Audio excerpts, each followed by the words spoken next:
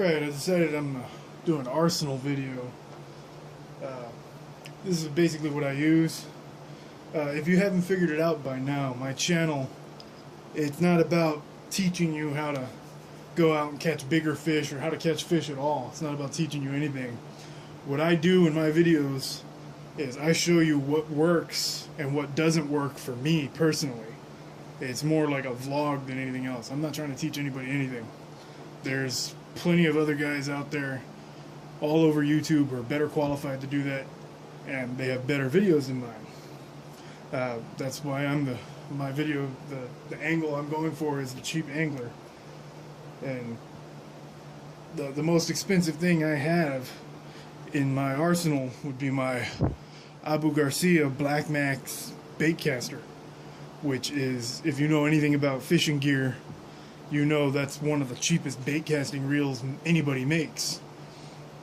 It's the cheapest one that Abu Garcia makes. And in fact, when I bought it, it was also on clearance, so I got it cheaper than it usually is.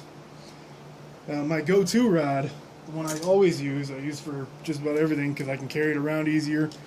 I have access to it. This is, I don't even know the model number or anything on it.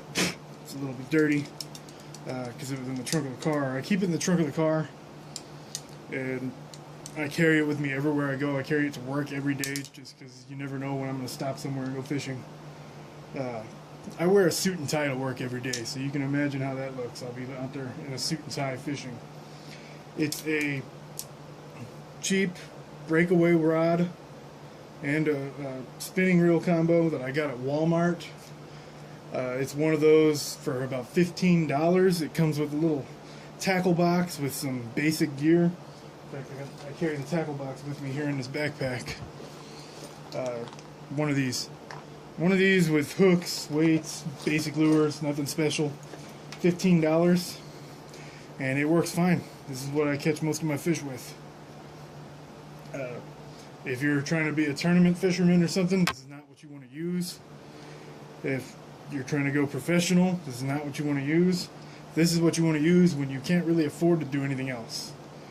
I can afford to do better, but I choose not to. This is for fun, and it's about showing people how to, like, first of all, what works for me without spending a whole lot of money. And, you know, that's the most important thing, is having fun out there. The fish I catch aren't that big. It's mostly because of the areas I fish in. They don't seem to get very big there. In fact, my personal best bass is under 2 pounds. I mean, you see guys like Flair and John B. and One Rod, One Reel, D All My D, Lunkers TV, where they're catching 9, 10-pound bass all the time. My best is under 2 pounds. It was about 15 inches, if I remember correctly. But yeah, this is what I use mostly. It's a cheap Shakespeare reel. Doesn't even have a model name on there. Breakaway Shakespeare rod. Whenever I'm gonna go fishing seriously and I have time to plan out a trip and I'm packed up with more gear, this is what I carry with me. It's my bait casting rod. It's a Black Max Abu Garcia. They usually go for about $50. This one I got it on clearance for about $30. The rod I have it on is, honestly, it's probably meant for a spin casting, like an old style Zebco. Its brand is Tournament Choice Angler. The rod itself is a solid one piece. It doesn't break apart, which is why I don't carry it around too much, because I'm in a car right now, a small little Honda. I don't have the room for it. And so I only bring it with me on certain occasions. I try to use it as much as I can, but I can only carry it around sometimes. The rod itself is the cheapest solid one-piece rod that anybody makes. It's the cheapest one you can get at Academy. And you can order stuff on eBay and Amazon from China pretty cheaper. But as far as decent rods go, or actual rods with the quality control, this is probably the cheapest one you can get. At Academy, they're about $13, I think. And actually, when I bought it, they made a mistake when they were ringing it up, and a ring up is $9.99. So once again, I got it cheaper than it's supposed to be. That works pretty well. Even the line that I use, like this line, it works pretty well for me, but this line's got to be like 20-something years old. I remember having this when I was a kid, and this is what I spool all my reels with when they need to be re-spooled. Usually I just use what comes on them, but this is what's on these two reels right now. It's a 10-pound test, Shakespeare, 475 yards. There's probably only 150 yards left on it. This is my storage tackle box. I don't really carry this around with me. It's a little too big, but I keep a lot of my backup stuff, like supplies in there, like hooks and extra lures and stuff. And whenever I'm running low on something in my travel kits, I restock it out of that. This backpack, I always wear this backpack when I go fishing. I haven't had it for very long, but I always wear this now. This is my regular thing. I always carry the pliers, a scale, tape measure in there. A couple of these travel tackle boxes with extra stuff in them. There's some loose. There's a bag of Senkos. Another little travel box. That's what's in there. I always carry some water with me too. But I also carry my camera gear, which, if you've seen my review, I have what I've nicknamed it the No Pro, because it's the most generic GoPro ever. And instead of a body harness like what some of the guys use, I have it strapped between the two straps on the backpack, so it hangs right on my chest the way everybody else has it, but I'm using the backpack to do it, and it seems to work pretty well.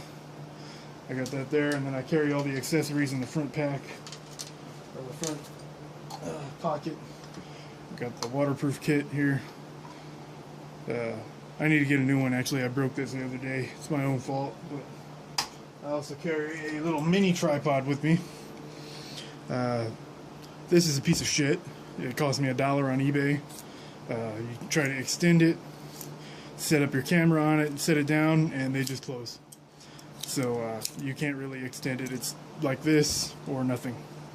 I also have my big tripod, which is what this is set up on right now. I'm actually filming on my phone right now, so I could show you the No Pro. And my phone actually films in HD. But whenever I do try to go all out, I've got this Targus monopod. It's actually pretty cheap, but it's pretty solid and well made. I can use it for the underwater shots and stuff like that. Usually I just attach it to the end of my net and put the handle of the net down in the water, and that's how I get my underwater shots. I've also got this. I've had this for a while.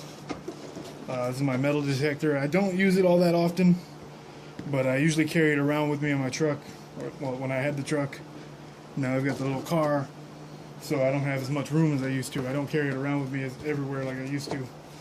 But I used to try to do this a lot. I haven't found anything really worthwhile. Everything I usually find is just by sight, so the metal detector is kind of pointless, but it was cheap as well. I paid about 30 bucks for it.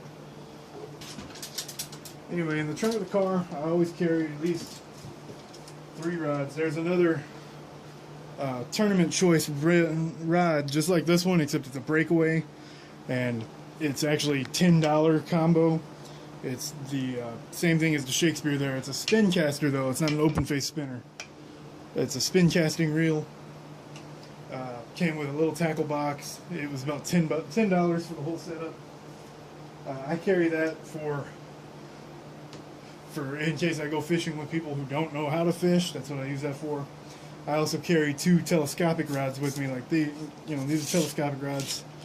I've got an older one that I've had for as long as I can remember.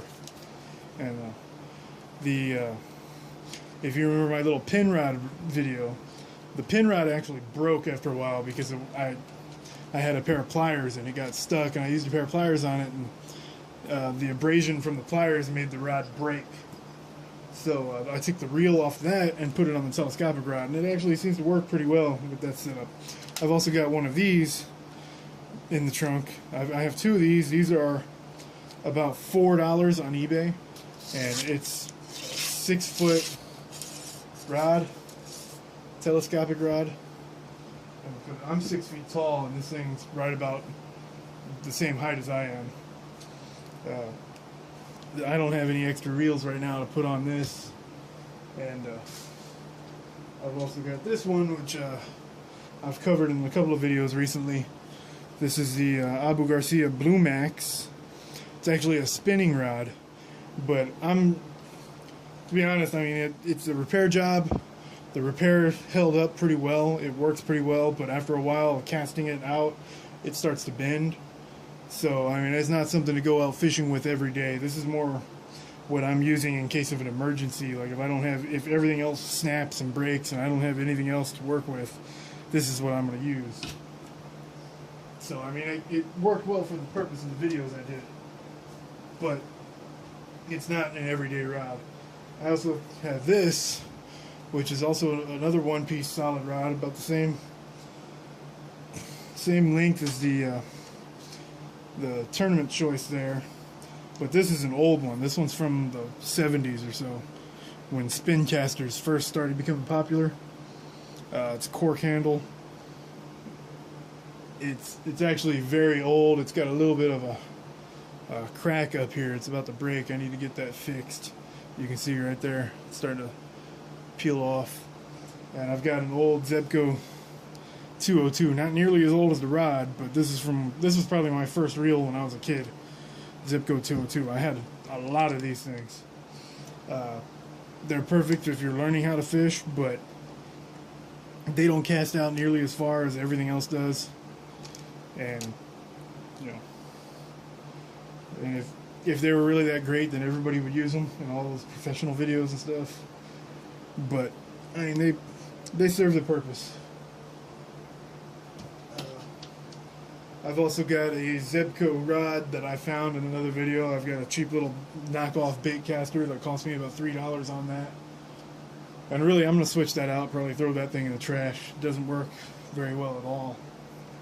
And if you had nothing else to go fishing with, it would get the job done, but it doesn't work. So yeah, these two rods are my main rigs, mostly the spinner. This is my favorite one, but I don't get to use it very often because I can't always carry it with me. But that one I can carry with me everywhere. That's the one I use the most.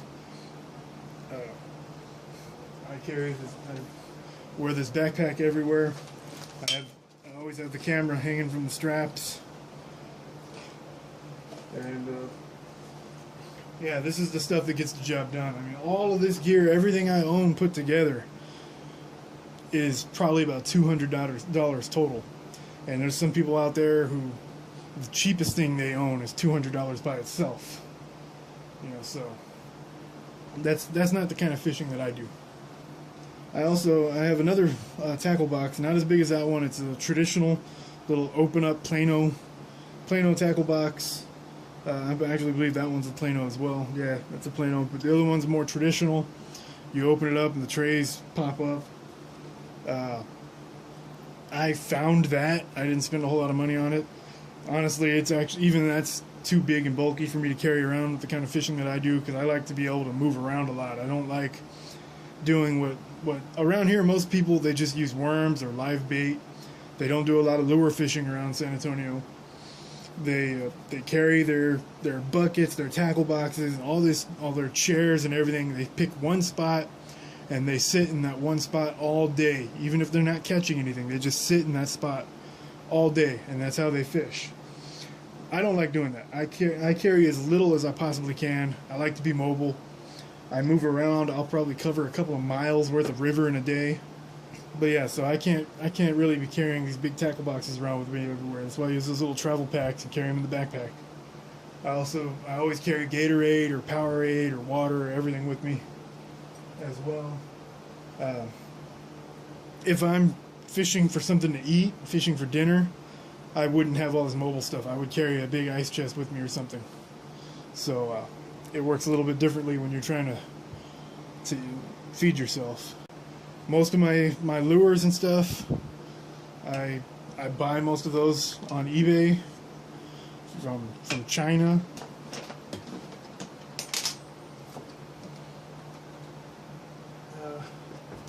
These are some of the lures. This is one of the lures that came with that kit with the rods. They all came with stuff like this. You know, things that, you know, most professional fishermen don't use those kinds of lures. Let's see, here's some more, a minnow with a spinner on it. These came out of the same tackle boxes. Here's some spinner bait, spoon baits that I bought. These cost $1 each. I mean, you can get quality stuff pretty cheap on eBay. I mean, there's no reason to go out and spend $8 to $10 on one lure when you run the risk of losing it really easy. You know, a friend of mine who I've done videos with on here before, I'm probably going to be doing another video real soon with him. He went out and bought $20, $30 worth of lures and lost all of them the first day. So I don't want to do that. I don't want to burn through my money like that. So I buy cheap lures off of eBay. That's where I get all of my lures, mostly. I mean, I'll get stuff from Academy and Walmart and all that. But, like, this is a blade bait. Got 2 treble hooks on it. It works the same way you would with the rattle trap kind of lure, but it's just a solid blade. I haven't used them very much. It's not the kind of style I use. I prefer top water lures. But, I mean, I'm sure they'll work fine. Like this tackle box, I found it in a garage. We were cleaning out a house the people moved out of, and we were cleaning out the house to sell it. This was in there, so that's where I got this one. My other big tackle box I found out in the hallway outside my apartment. If I don't have to spend money on something, I try not to. So, I mean, for a lot of guys, it's a necessity. You have to get the best gear, the most expensive gear out there, and more power to them. I mean, they're the guys that are out there making a living doing this. I'm not doing this to make a living, so I don't fish the same way that they do. So, I mean, this is what I do. This is the gear I use, and I've gotten a lot of flack on some of my videos for the things I do about how I'm not professional and I shouldn't be teaching people things. I'm not trying to teach anybody anything. I'm just showing you what works for me. Alright, I forgot one thing in my arsenal. It doesn't do video, so it's kind of lame. Otherwise, all my videos would be like professional quality, or as professional as they can be with a Canon Rebel. It's kind of a low-end camera, but it's a Canon Rebel. It does just as well as a professional camera can. Unfortunately, it only does still shots. I know there's some software hacks out there where you can hack into it and make it record video, but there's no sound to any of it, so it's kind of pointless. But if I'm in an artsy photographer kind of mood and want to do still shots, this is what I'll use, which I haven't included any of those in any of my videos. I've also got a 300 millimeter zoom lens here. No, it's not 300, it's only 210. 210 millimeter zoom lens. Opens up pretty far. Let me see. And it's got the hood that goes over it. This is a Tamron, another one of the cheapest brands you can get. Even this setup probably cost me less than $200. So, yeah, I do a lot of things. I have a lot of hobbies, but the most important thing that I'm trying to convey here is you don't have to spend a lot of money to do things, to enjoy them. So, you know, I can be as cheap as I want. I'm a cheap bastard. If I see a penny on the ground, I pick it up, put it in my pocket. That's what I do.